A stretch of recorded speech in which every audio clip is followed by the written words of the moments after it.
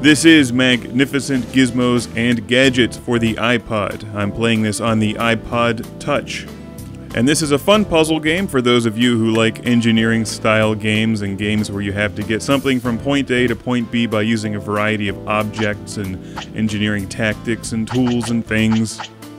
It's a lot like Mechanic Master, which I reviewed a few months back for the Nintendo DS. It's not a terribly large game, but it's also very affordable. I can see them having expansion packs for this later on.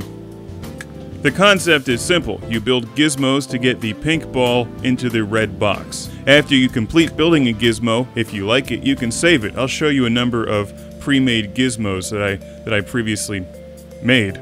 That's how the whole pre-made thing works. I should re-record that, but I'm not going to.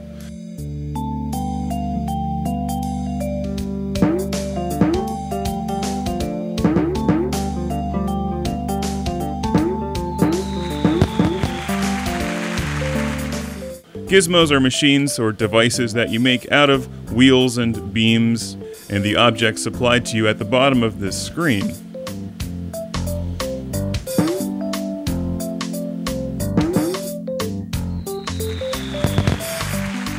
The game has numerous levels, all of which are different. They have nice colorful backgrounds, and they increase in difficulty as you play through the game. I found that Magnificent Gizmos and Gadgets is actually a very challenging game and a lot of fun. I like these puzzle games. My only problem with this game is that it would play better with a stylus. I had a little trouble using my finger to grab these tiny little objects and make precision movements around the screen. That takes a bit of getting used to. I tried using my Nintendo DS stylus on the iPod. It does not work. I guess it needs a human finger, so I don't know what RoboCop would do. Not only are his fingers enormous, but they're metal. But he has the heart of a human. Unlike me, I have the heart of a machine.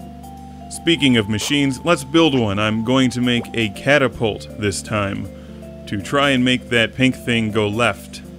I'm very impressed with this game. It's very well made, and although the controls are a little finicky just because things are so tiny, it challenges you to think outside the box in a number of the more difficult levels and come up with creative solutions to get that pink thing where it needs to go. When you build something, you can make as many modifications as you want to it.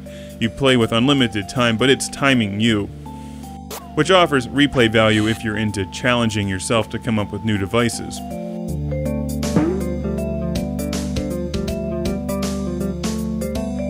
The green wheels spin clockwise, the red wheels spin counterclockwise. The big black things are like weights. When you press the start button, things fall immediately down or move left and right depending on if they're on a conveyor belt. You can make seesaws and all kinds of strange things in here. When you screw up, you see your device crashing into something or falling off the screen. It's usually fairly entertaining, and if you get completely stuck, you can get hints.